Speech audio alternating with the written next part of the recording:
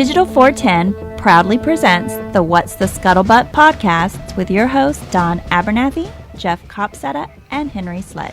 Welcome, everybody, to another episode of the What's the Scuttlebutt podcast, your favorite World War II-based podcast, and we are back after a very long 2 weeks and a very nice Veterans Day weekend. And for all those veterans out there, I want to say Happy Veterans Day. And for all those of you who enlisted but maybe only did 80 days of active duty and didn't get your veteran status, Happy Veterans Day to you too.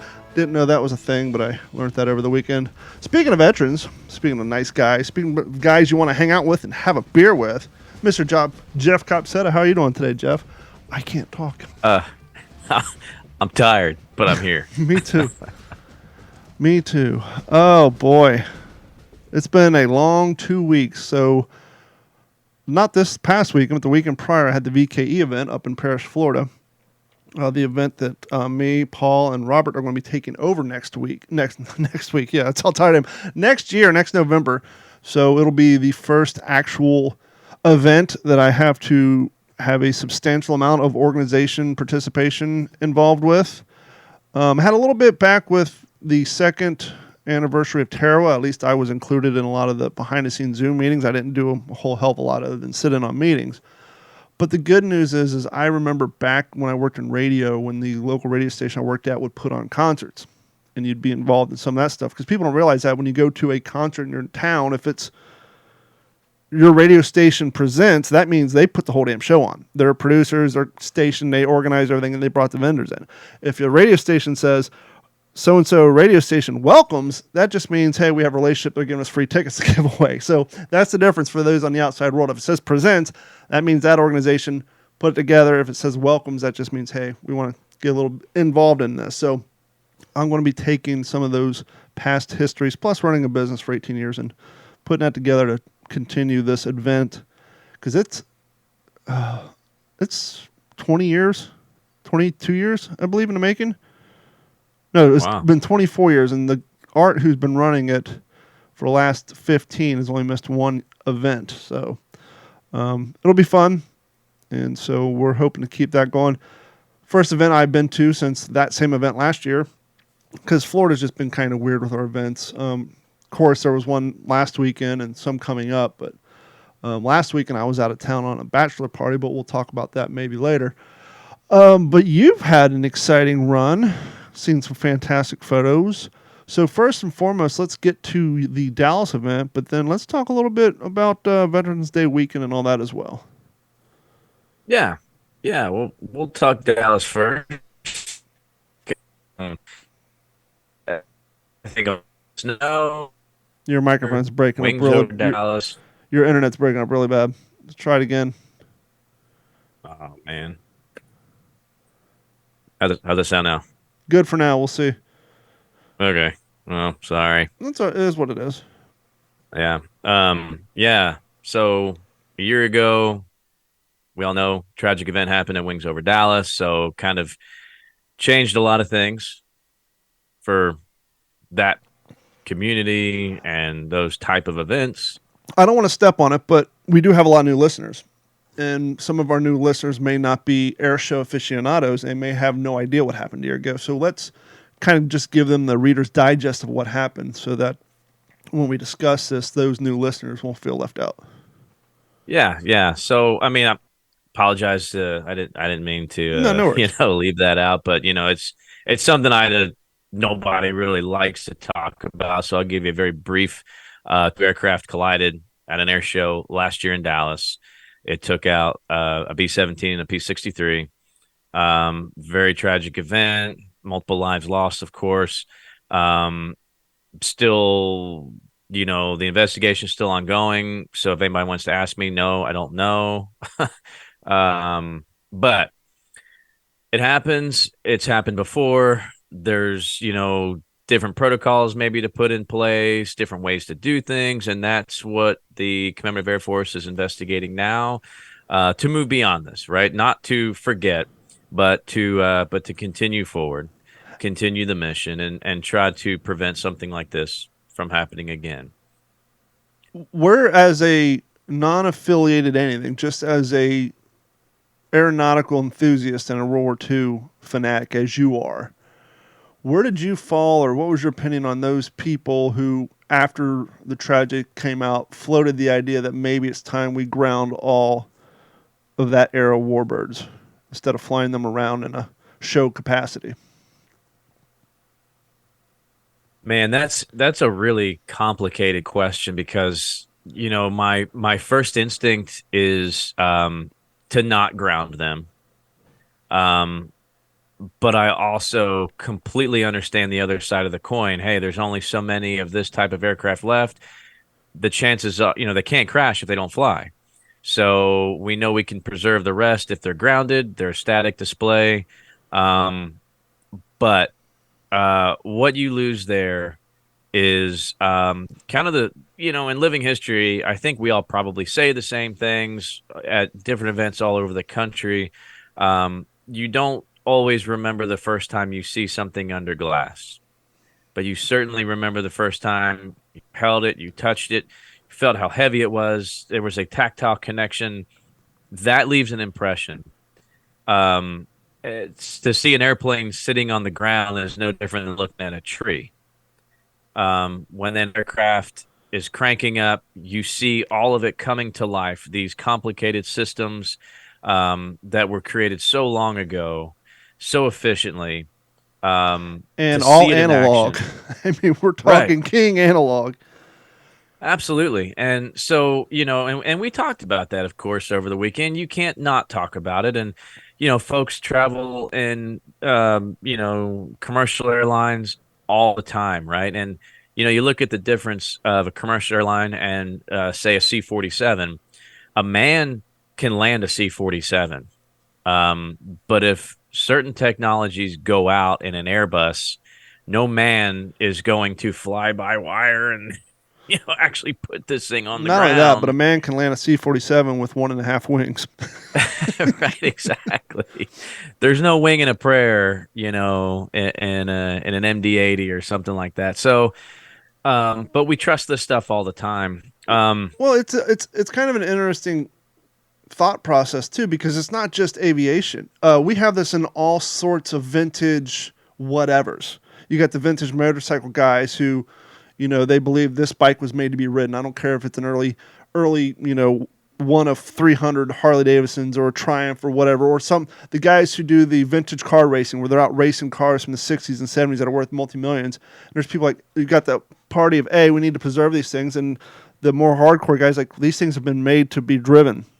You're not doing them any justice with the quote-unquote trailer queen. That's a phrase you'll hear in car shows. And so regardless if it's Air Force, motorcycles, cars, boats, ping pong balls, or baseball cards, there's always two camps. The preserve it in plastic, and it was designed to be used. Let's use it for what its intended purposes are.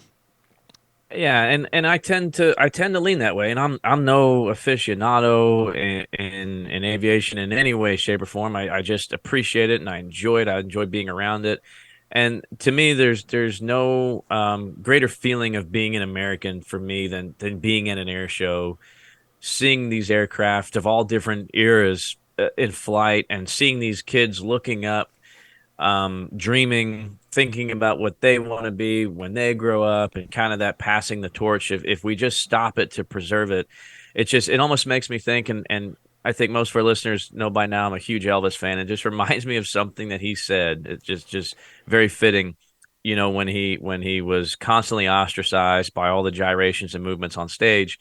He said, well, if I got up there and didn't move a muscle, well, my goodness, people can just sit at home and listen to the record. Exactly. So that's what it was all about. It's about the experience. And so, I don't want to enter an argument on something like that. If people say now is the time, or maybe there's certain aircraft that we should keep grounded, and maybe, I don't know. Well, the irony in the thought of grounding them to preserve them, you might as well put them in a private collection, because anybody who's done living history in a city where something happened and all of a sudden the weapons demo has been removed from the process, the attendance will drop, because people like loud noises, people like spectacles, and they like to see, hear, feel, and touch. And yes, there are plenty of good living history events that don't have the weapons demonstrations. But when you see them make that transition for the first few years, and you don't have the sounds and the booms and the noise, there is a visual difference in attendance. And so imagine trying to have an air show, quote unquote, preserving history and trying to preserve World War II history. Obviously, they got the modern jets as well. A lot of them, if they're not flying, that just means you're standing in line and getting a hangar. And a lot of people are already burnt out from standing in line waiting to get their elephant ears. And so you don't fly them, a lot of people, the attendance will drop. It's a sad truth of reality. Yeah, and I think you also have to appreciate the fact that just because they're grounded doesn't mean they're being preserved. We saw that with the Memphis Belle sitting on Mud Island for decades, literally rotting. If grounding an aircraft and not having it fly for decades preserves it, then why did the Air Force Museum have to go through all of the process to restore that aircraft? Whereas if it's airworthy and people are going to be flying it and it has to perform and it has a schedule, it's going to be top notch. It's the difference between someone like Jay Leno having cars in a collection with a full-time mechanic staff to constantly lube them, change oils, turn them over, and somebody putting a car in their barn for 40 years and not doing anything with it. The one that's sitting untouched, opposite of what you would think, is actually going to fall apart because it's not getting the maintenance. Just like any real estate person will tell you, the worst thing you can do to a house or a building is to leave it empty. You would think, well, no wear and tear. Yeah, but it's also not being maintained. Planes, right. Yep, same thing. Absolutely. So I love what the Commander of Air Force has done with the program this year. As opposed to a full air show, they created an aviation discovery fest, which was really geared towards children with different hands-on activities, STEM-related activities. All of my children were there, and my children range from the age of 17 to 2. So my 17-year-old's walk around as a Pathfinder, right, with his display, and then my 2-year-old's in the hangar building paper rockets, and my 4-year-old's coloring pictures of Rosie the Riveter, and that's awesome. My 12-year-old's just soaking it all in, going, "Oh man, I have that and this," and so I mean, it really was a really nice event. And Don, I know you can appreciate it too, because from like a reenactor living history perspective,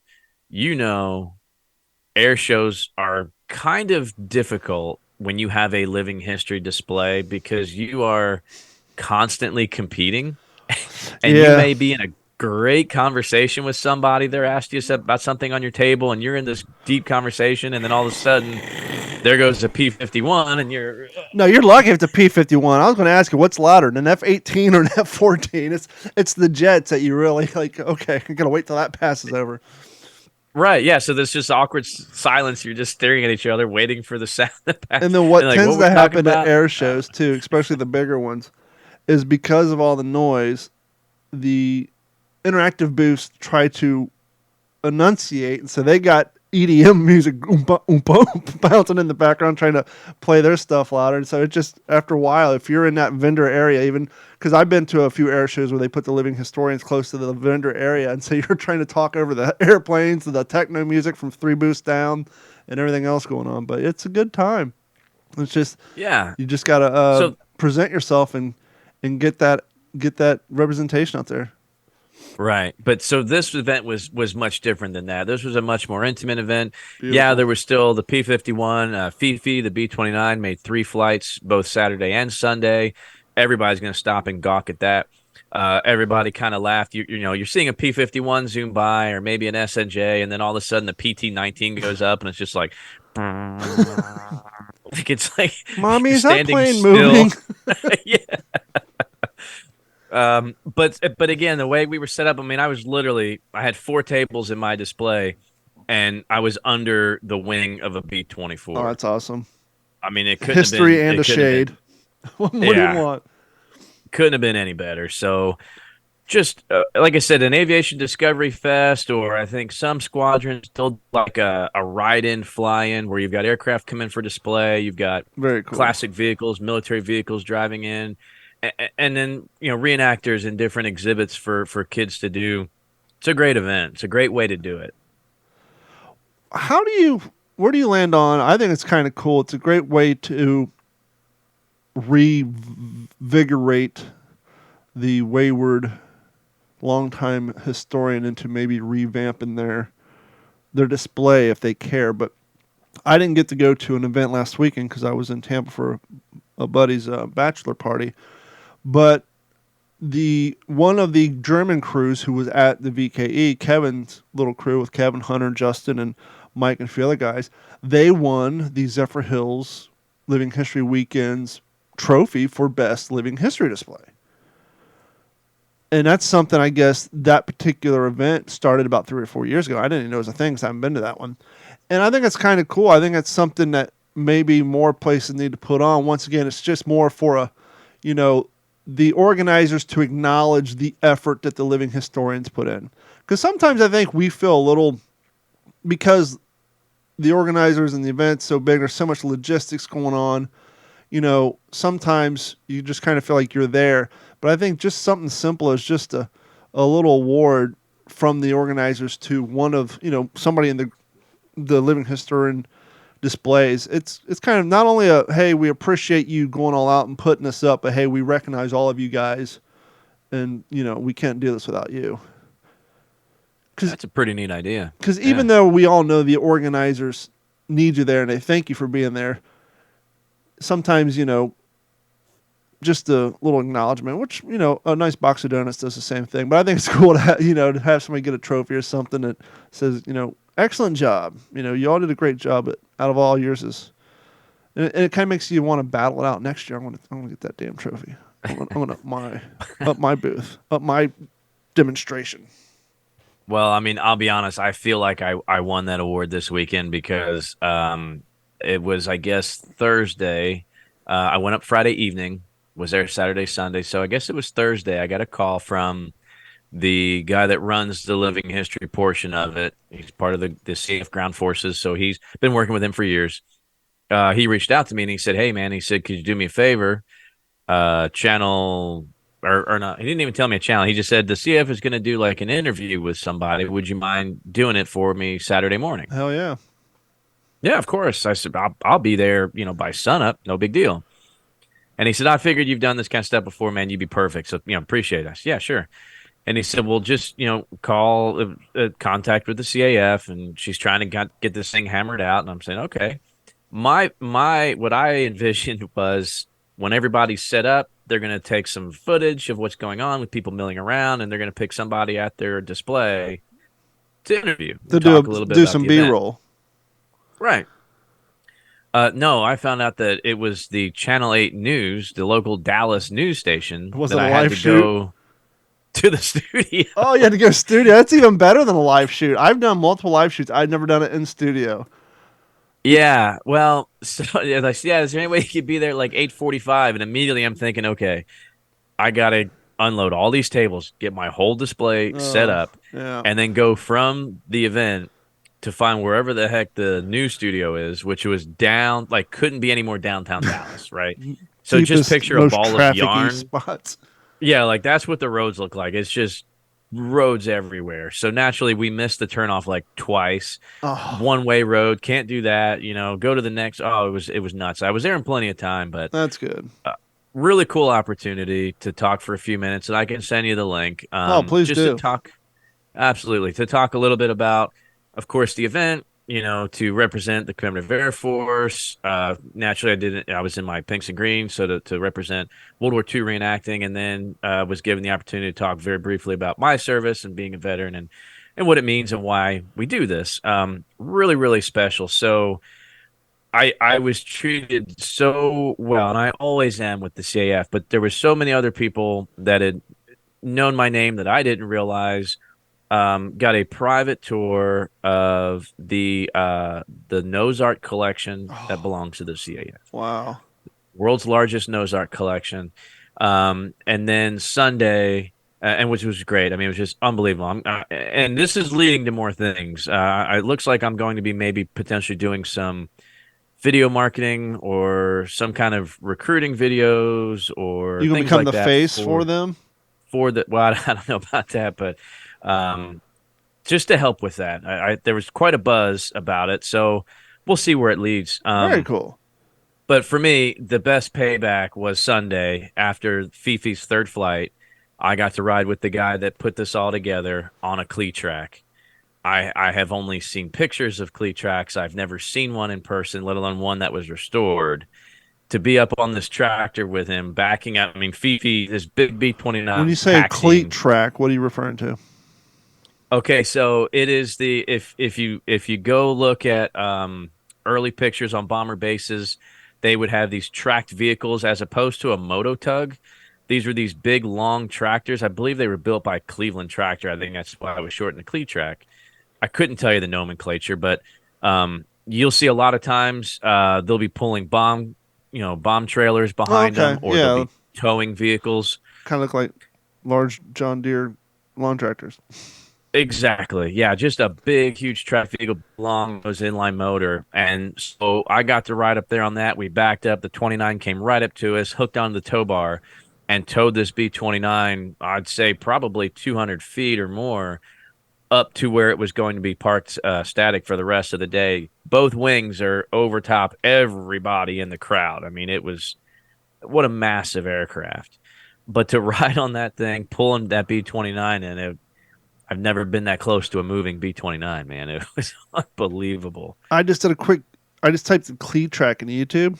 I'm not watching the video. You'll have to watch this later. Just listen to this description.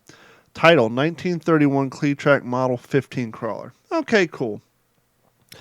In the town of Linden in North California lives William Beckhold and his son Bill, who own the largest cleat track collection with over 100 crawlers. This guy has 100 of them. I have to watch that video later. But yeah, it looks kind of like a larger, more medieval John Deere tractor for your yard. That's cool. Very, very cool experience. Yeah, I mean, I was certainly paid in full for any interview or anything like that. I mean, that was just super cool. So, plus the opportunity to take some photos inside of the B-24 and at the different battle stations, and just so much fun. Just talking with folks, having kids come out, explaining to them different things. A big thing on my table that most kids really get a kick out of is my ball glove. You're like, that doesn't look anything like a baseball glove today. I'm like, yeah, because baseball gloves today are like this long. Mm-hmm. And they actually fold, where the old ones you gotta scoop and capture the ball. There's no closing the glove. Right. So that's always fun, and just some of the personal effects, of different things I've collected, over the years. And I had a navigator display. I have pretty much almost everything that would be common in a navigator kit. That was set out with some maps, and then some of my survival gear, my new field desk, which was a lot of fun, and of course WLVN 1940s radio playing for folks. And it doesn't get any better than just hanging out under the wing of a 24, going back in time and keeping the history alive. So, a lot of living historians, depending on the event, they don't break character; they stick in character. In the event we had last week, it's more theatrical than historical because it's the way the Florida Museum raises their funds. They have basically two big events each year to raise their money to maintain their museum throughout the year. One of them, because as we've said before, they have about 5 to 6 miles of train track. They have a train that goes down at Christmas time. They do the North Pole Express. The kids get on at the train station. It's all holiday out, and they get on the train. And when they get off down at the end of the line, it's all decorated, look like they've just landed at North Pole. It's pretty cool. Well, for the World War II stuff, when you get on the main train place, you look like you're in France. There's a bunch of Germans walking around handing out passports. You got SS guys screaming at you, ushering you onto the train, and this and that. It's a whole theatrical thing. But because I always do Ally, we have to bug out of the camp because it'd look dumb as hell to have Germans yelling at you and there's a bunch of Allies just walking around their camp. So we all have to get out of Dodge and literally go hang out down the end of the train track for 2 hours while they're, doing their bit and getting people on the train and all that. And so when we choose who goes on the train, because obviously you can't overload the train at the end with a bunch of Allies, when we have our little skirmish there on the train, a lot of the Allies get on the train as the train goes back, and once they get out of sight, everybody revives and piles in trucks and heads back down for the third stage. And so we try to tell the guys, hey, if you're going to get on the train, you have to interact, stay in character, especially with all the politics stuff going on. We basically told them if anybody brings up the Israel stuff, just you're 1944, you have no idea what any of that means. You just look at them confused and just stay in character. Well, when I was at the end of the line, waiting the 2 hours, hour and a half or whatever for us to do our part, I was telling some of the guys, like, last year there's this guy here who has a YouTube channel. He has autism. He travels around Florida, goes to museums and different stuff. His name's Joey. And I had never seen the performance at the beginning of the train station. I just thought there's a whole thing with stamping passports, getting screamed at. And I didn't know it until I saw the video from last year because he filmed it and put it up on YouTube, and you can see me at the end of it. And it was really cool to see what the Germans do before we get on the train. And so it's the second ride of Saturday, because we do 2 rides on Saturday and the one on Sunday. And I'm on the train a lot more this year because I got to see what happens on the train, because Art, who was handing off the event to Paul and I and Robert, he's on the train doing a lot of the speech. And basically what they do, some of the train cars are longer, they're open air, so they're louder. And so they'll have a speech about, the current events, what's going on the train, and they'll travel down. And if it's a longer train, they'll basically give the same speech twice on the train and then go down. And as you would, because obviously you can't tell a 5-part story because each train car would only hear one part of it. And so they don't know you're repeating it. And so we're going down, and then I see Joey's on the train again. And I was like, you know what? I'm going to break character. And I went up and sat down next to him. I said, hey, and I had to call it kind of loud because it's open air. I was like, I just want to tell you, I've been doing this event for 5 years. Never knew what happened at the train station. I was telling the guys that, hey, if you want to see what happens at the train station, you got to go watch this guy Joey's World YouTube channel. And he was there, and he was like ecstatic that, how cool it is. He's just going around shooting his, he's probably in his 40s. Like I said, he's autistic, has a caretaker, the whole nine, go around all these cool little museums and stuff. And you know how cool it is when someone recognizes you out in public. But to be at the event and then one of the reenactors recognized you because of the video you did of that event, it made his day. And so I broke character for that, and then went up to one of the other guys. I was like, that guy's video I was talking about? I was like, he's back on the train. Go say hi to him. So he went back there and said hi to him. Just lit the guy's excited the hell out of him. So it was cool to see him back on the train the following year because he enjoyed it so much. And to see them shoot more video to help, because that's just more getting eyes. And not only is it getting people's eyes on the event, but it's more authentic when it comes from a neutral source. It's one thing when the organizers put on something because it's going to be shot to make it look great. But when a neutral source is there, someone who's just there as a civilian to interact and to consume the event as it's presented, and it comes off fun and exciting, that's even better for the event, because that shows, hey, this is an authentic, enjoyable experience and not something that, we paid some production company to put some video together to get you to come down here. So it's always cool when you see someone coming back a following year to shoot more video because they enjoy it so much. And so it's like, you know what, it's going to be worth breaking characters to tell this guy how much, it meant to us that he's out there again. So that was fun. Absolutely. And sometimes, you have to do it. Especially at an event like that. We tell the guys, look, it's like a murder mystery dinner train without the dinner and the murder mystery. It's World War II, but interact. If you ever dreamt of being a comedian or doing some improv, this is a full weekend of improvisation. So get your best improv skills out and go for it. It's a good time. So we're excited to see where that goes next year. Real quick, I don't know if you guys can tell. We always forget until it's too late. It's November. I'm wearing my original WTSP Christmas Story adjacent shirt. It has wrapping paper at the top, has a picture of M1 Garand, and it says, "Dear Santa, all I want for Christmas is an official Springfield Armory M1 rifle, semi-automatic, chambered in 30-06 with a cherry, sorry, I'm reading upside down. I made this 5 years ago. Cherry stock and complete with 8-round M-block. Love, Ralphie."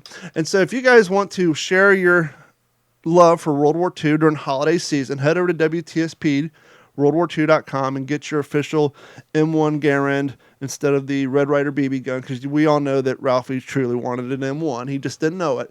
And so you can get yourself the official WTSP Ralphie M1 Garand t-shirt, as well as some of our other shirts. Just head over to WTSP WorldWar2.com, click on the merch link, and use the promo code ILISTEN, and that'll save you a couple bucks on your purchase.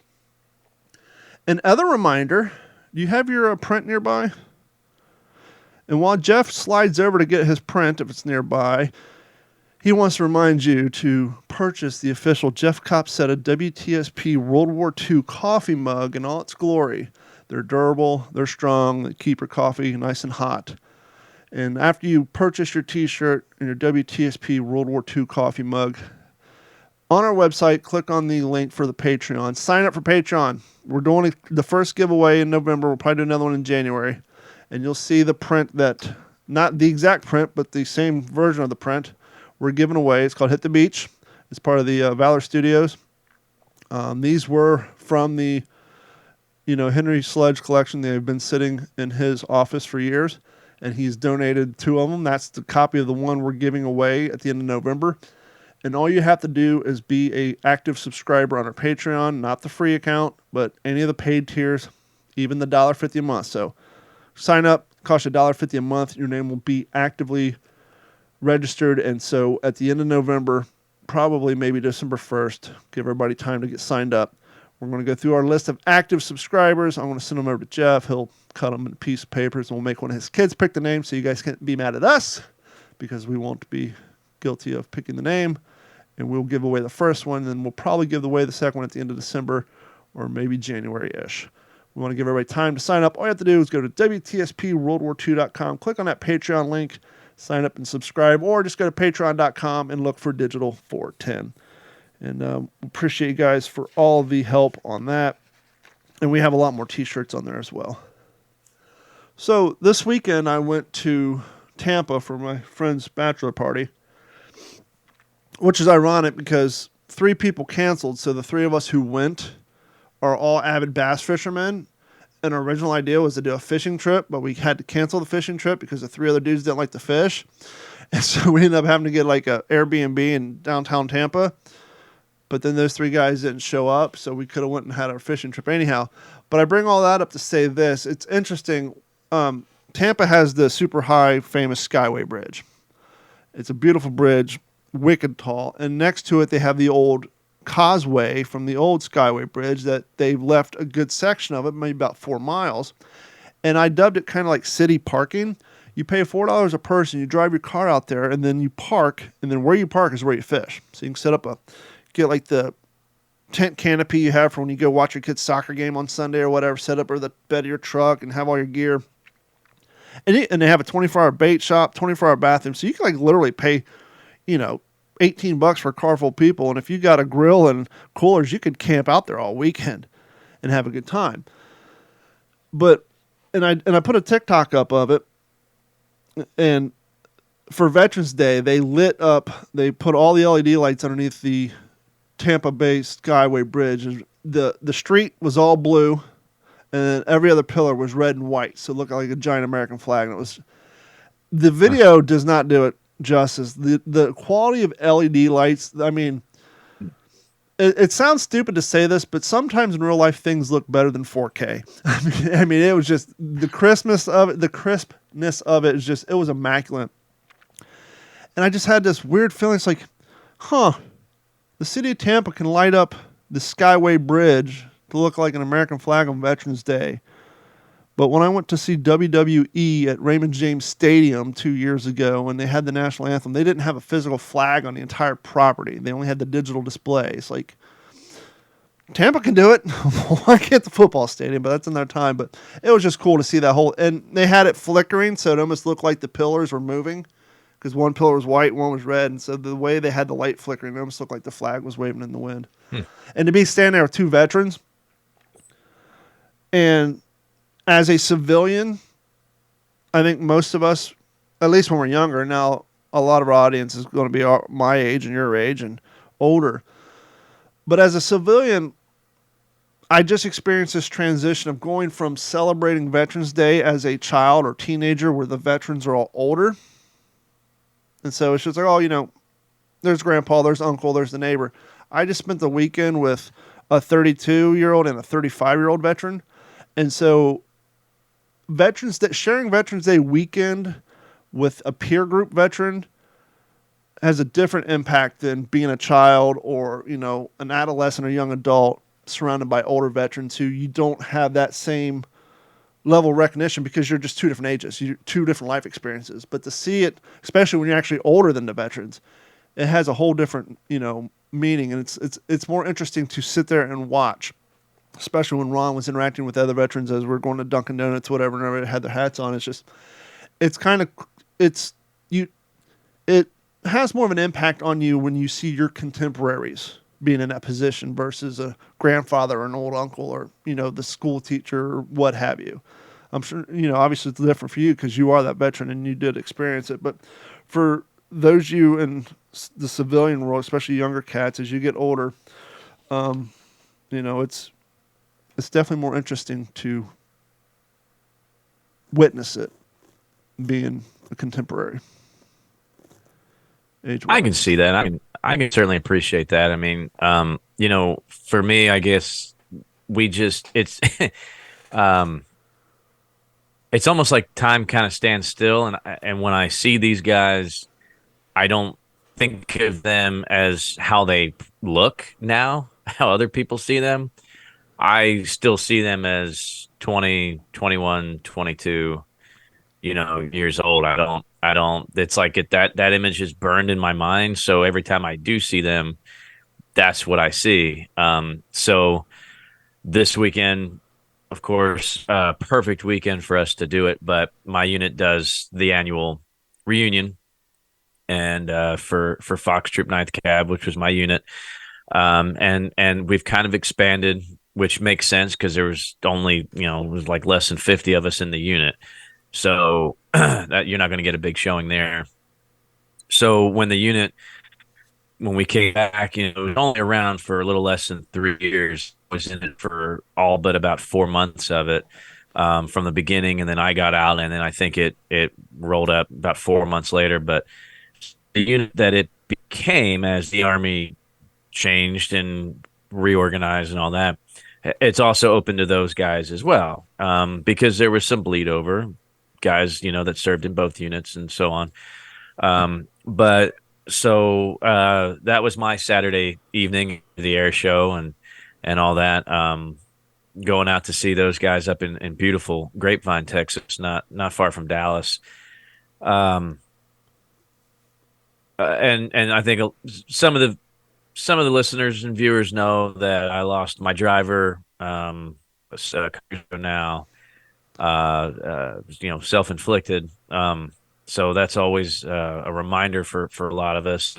And you're in a crew of 3, that's a big dent. Yeah. I was the gunner, and then I had 2 truck commanders, one that served the first 6 months of the tour roundabout, and then another one that took over essentially for the rest of the tour. I hadn't seen either one of my truck commanders since I left the Army in June of 2005. I walked into the club, this it's like an Elks Club, private club kind of thing, VFW type vibe, I guess you could say, bar and everything. And both those guys were standing there. I couldn't believe it. Had they not made the past events? Because didn't you say you do this annually? No, and mainly because they both just recently had retired. Okay. They've been going and strong, and they're all over the place. And they both ended their career and just decided, you know what, we're both retired now. Let's hop in a car and go. So both of them just road tripped it over to Dallas, and totally surprised me. I was just blown away. And it's funny because when I see some of the guys, I get razzed on a little bit because I haven't changed. I don't look much different, and they all look drastically different. I may be the only one that can still fit into my uniform from 2004 and 5. That's because all the rest of them became CrossFit experts, and they're doing squats and bench presses all day, and they're just too jacked. Too many gains. Yeah, that's not what it is. I'm trying to help them out here, Jeff. That's what Ron said to me. Ron hasn't seen me in 2 years. He's like, damn, you got fat. And I'm like, I'm 45. I was like, how old are you? He's like, I'm 32. And I held up the picture from when I was 37. no, 39. I was doing all my heavy OCR stuff. I said, "You're 32 now. You're calling me fat." I said, "Come see me at 37 if you look like this." But yeah, he was ragging me all week and being the oldest guy, and then not being as skinny as I was last time he seen me. It's like, oh, I'm not even. I'm here for moral support. But yeah, we ragged on each other all weekend. It's interesting what you were saying about seeing those guys as the same age as when you were there. And that's something that they try to portray a lot, especially in like World War II movies or movies that take place so long after the combat. But it's interesting to know that is a real thing that you guys do. And it makes sense, though, too, because like I left Ohio as soon as I graduated high school. And when I think of a lot of people that I went to high school with, I think of the 19, the version of them that I last saw. I don't think of the 45-year-old version I saw on Facebook 2 weeks ago. I still think of them as that old way. But yeah, it would definitely be interesting to have that happen. Yeah. I mean, that's just how it is for me. Their image and their bodies could change and they can get gray and everything, but I see the soldiers that I went to combat with every time I look at them. The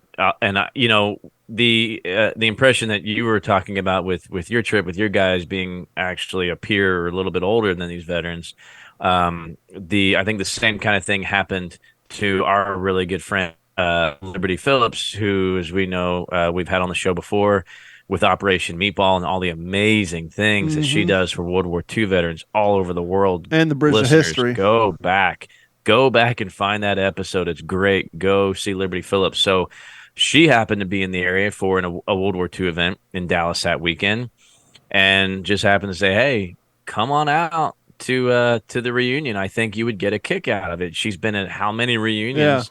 Yeah. But all for World War II veterans. It was nice. 90-year-old guys, yeah. Right. And it gave my wife, somebody else to talk to. I mean, my wife knows some of the wives there, but, not all of them. Sure. Because, again, there was only a handful of us from Fox Troop. Anybody else in the other unit, I didn't know. So it was really nice to have Liberty come in, and she said it was such a different experience for her because it was the same type of thing she's used to seeing all the time. But like you said, these guys aren't 98. Yeah. They're 40, they're 45. And she thought it was really special to be there, kind of a fly on the wall and hear the old stories and see the reminiscing. And, just this is what World War II guys were doing in the 60s, right? It's no different. Yeah, I just had this vision as you were explaining that, like, if I was shooting a movie scene or a scene replicating that, you would have her lean up against a table or whatever, panning across, and then seeing you guys, and then her mind visualizing, the reunion I was just at 2 weeks ago with all the World War II vets. We're looking, and she can now see them in their 40s, in the 1950s and 60s, wearing clothes of that era as they're talking about their time in the 40s, and and it probably, I'm sure. Yeah, I mean, I'm sure that had a pretty surprising impact on her. Just kind of, as you said, it's the same, but it's different. Right. And the guys you lost and all the things that you went through, and there were some things I completely forgot about. It was my gosh, how did I forget something like that? Maybe just kind of blocked out of the mind kind of thing. And that was kind of interesting to me. There were some things that the guys in my few tried me like, remember that? How do you not remember that? And then they would say something like, "Really? Was I there?" He goes, "Yeah, you're right. You said this." And I'm like, "Oh man, So that was kind of fun to kind of put those other pieces together, because there's only certain things that I remember, and probably a lot of things that I don't want to think about or I haven't thought about in so long that they're just kind of gone, and their memories are of the other things that I don't remember. So it was kind of fun to put those pieces together and relive some of those good times, right? Because they really were. I used this quote so many times writing letters home that it was certainly the best of times and it was the worst of times, and to borrow that line. But it was true. In some ways, I wish I could go back and experience some of the things that I did, the camaraderie with those guys, um, everybody suffered the same. Everybody was going through the same thing, and we will forever be connected. Looking around the Elks Club, 2 nights ago, I probably wouldn't hang out with half of those guys otherwise. How much else do we have in common? Not a lot. But they're some of the best guys that I could have ever asked to serve with, and I'm just so proud to be a part of them. And when they come up to me and they tell me that they think What's the Scuttlebutt podcast is so cool, and the work that I'm doing with too so cool. They love seeing what I'm doing today and how appreciative they are. It blows me away, and I just I can't say it enough. I love those guys so much. Has enough time passed that you're getting to that point where it almost feels like it was a whole different lifetime? Like, it's hard to believe that was you there. Because we hear that from, vets, whether it's Vietnam vets, Korean vets, where you get to a point, and I'm sure that point's different for everybody. But for you personally, have you gotten to that point where that was a lifetime ago, or does it still feel like yesterday? Or a little bit of both? Both. Absolutely. When I see my son, about to step off into the great unknown this summer, and even Tammy, my wife, had said the same thing. Seeing Logan looking so much like because he's 17 now, right? So looking so much like I did then when Tammy watched me get on that plane, going over there. I mean, he even zipped up his hair exactly, how I had it. It definitely puts it in perspective, like, my gosh, this was that long ago. This is before my 17-year-old was even born. This is ridiculous. I can't believe it was a lifetime ago. And then at the same time, it was yesterday. And then your parents are living it for the second time. Absolutely.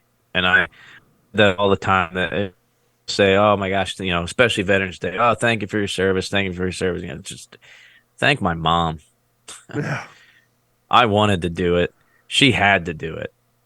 And as much as your parents love you, they love their grandchildren even more. And so it's got to be even harder to to have that deja vu. It's like, wow, it didn't seem like it was that long ago when Jeff was there, but here we are now. It's like, wow. Yeah. It's always the mothers. Absolutely.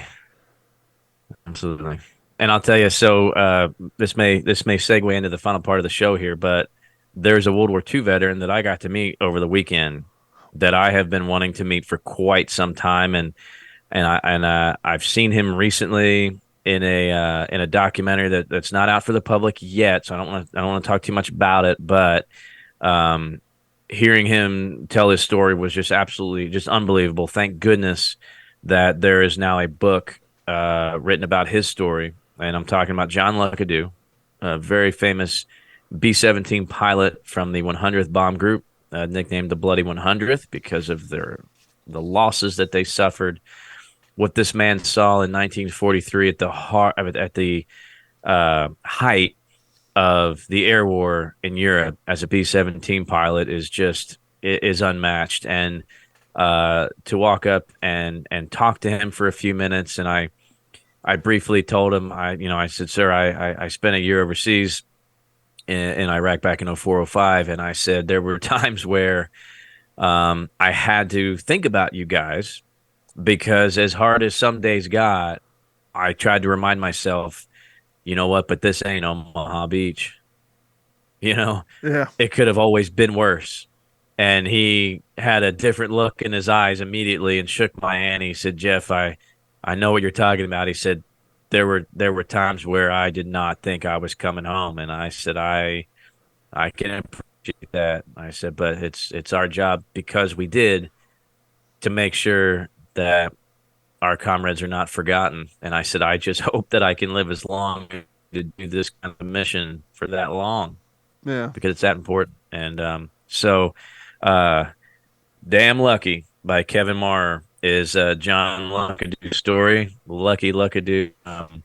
Cannot wait.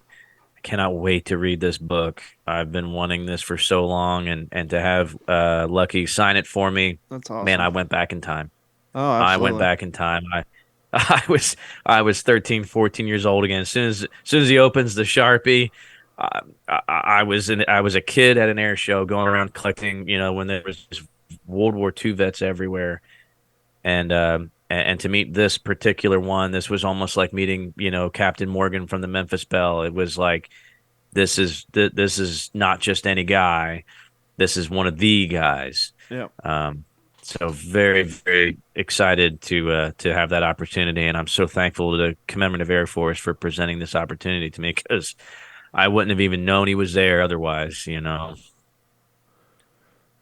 Before we wrap up the show, I think we have to mention it because anybody who has any social media revolving around World War II saw the trailer come out last week. What was your impression of the long-awaited official trailer for Masters of the Air? It's hard to not be pumped, man. It's hard to not be pumped, but I'm still pumping the brakes a little bit because, like I said, I've read the book. There are some things. There are some of the ways that the things are told can be leading towards, maybe the author didn't exactly agree with the daylight bombing campaign or the way we went about it. And that's fine. I'd prefer that let's just tell the facts and let the readers take their own impression. Don't that's my only thing. We sacrificed so many guys for daylight bombing, so we weren't just bombing indiscriminately in the middle of the night to minimize civilian casualties. I realize civilian casualties are unavoidable in most situations, but we did our best. And there was a point in the war when we realized bombing submarine pens, ball bearing factories, rail yards was not going to get the job done. Other things, other drastic measures were going to have to happen. And they did, and we helped shorten the war because of it. And let's leave it at that. So I'm going to be very interested to see how that story is told. I was to see Tuskegee Airmen. That was going to be my question, because I was under the impression, kind of like the Pacific or Band of Brothers, it was going to be about a particular group of bombers, but maybe they're incorporating other air services that had contributed to the war effort. Like you said, it looked like they're going to have at least a squad from the Tuskegee Airmen in there.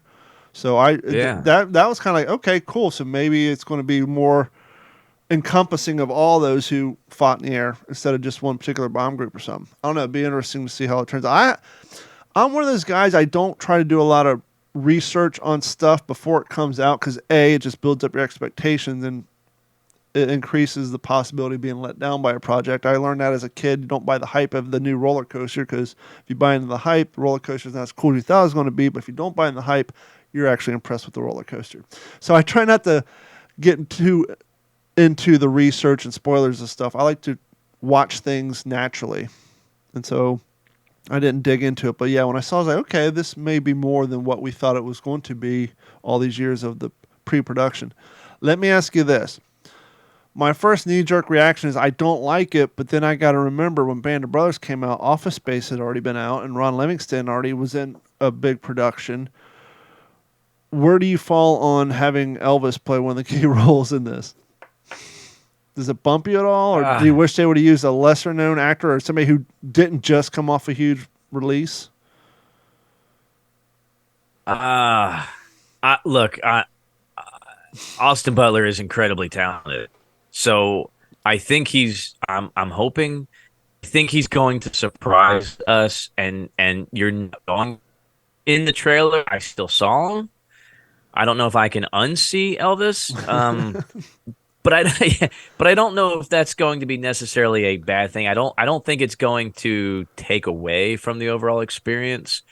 I mean, I think he's that good of an actor to where it's not going to matter, right? So did you see Private John H. Miller when you watched Greyhound?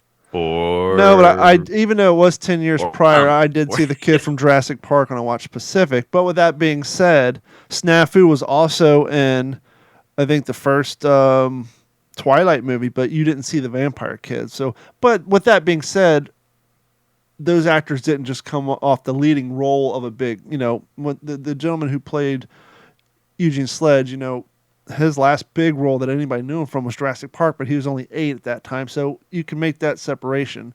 But to have somebody play a key role that played a leading man in another feature opposed to a character in a background or a third part, it might bump you a little bit more, but good for him. He landed the role. Yeah, no, absolutely. And when I read Masters of the Air, I think initially this was going to be called the Mighty Eighth. Okay. I remember it ran as the Mighty Eighth for quite some time, and I didn't think Masters of the Air had anything to do with the series. I also I read Masters of the Air as well. I read the Mighty Eighth book as well by Gerald Astor, and I think maybe that's why there was the change in the title, because it's not based on the Mighty Eighth book. It's based on the Masters of the Air. So I thought the Mighty Eighth was a better title because I looked forward to being, like you said, kind of more all encompassing of all the guys. I mean, just the Eighth Air Force in general. I mean, what else do you need?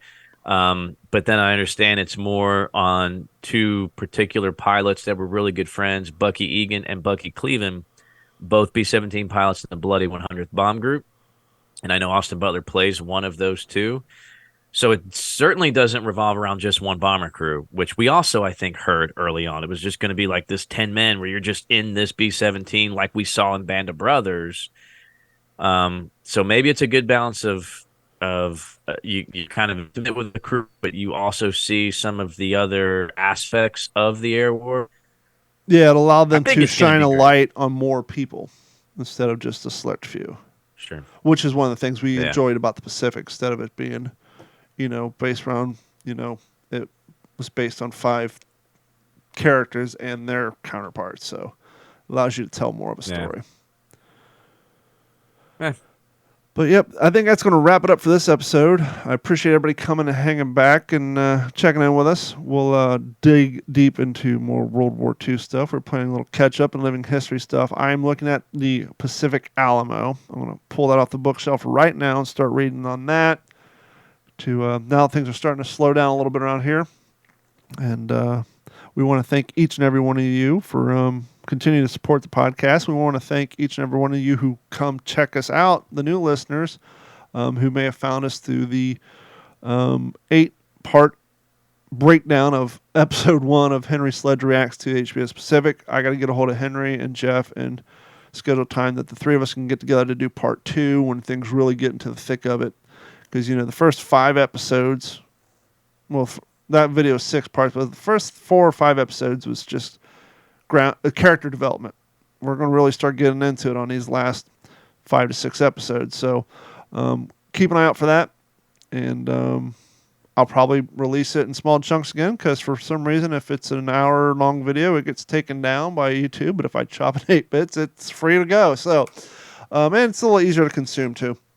So if you haven't seen that, please head over to youtube.com, look for Digital 410, and there's a playlist. You can watch all 8 parts, and we're going to get with Henry. For those of you wondering where Henry's at, he's busy working on his book, and we're proud of him, and we're going to let him do his thing. And so, but we're going to get a hold of him and get that scheduled, and hopefully get part 2 up here before too long. But yeah, if you guys haven't seen that, go check it out, especially if you're new listeners and you haven't heard Henry talk in depth too much about some of his father's stuff, and when we did contrasting and comparing between the show. And you'll learn a lot more, too, about his family, especially in episode 5 when we start talking about photos and dogs and things like that. So go check that out. I want to say thanks, you guys, so much. And tomorrow-ish, Wednesday, I guess, head over to wtspwwii.com. We're going to have the clips of the YouTube video that Jeff hosted for the event organizers that just occurred, and all the photos. He took some fantastic living history photos in front of the planes there. And love the cockpit shot and the shot of your son manning the gun in the back. All good stuff. And that's going to wrap it up for us. For myself, Jeff, and Henry, we'll talk to you all soon. And thank you so much, and have a good night. This has been a Digital 410 production.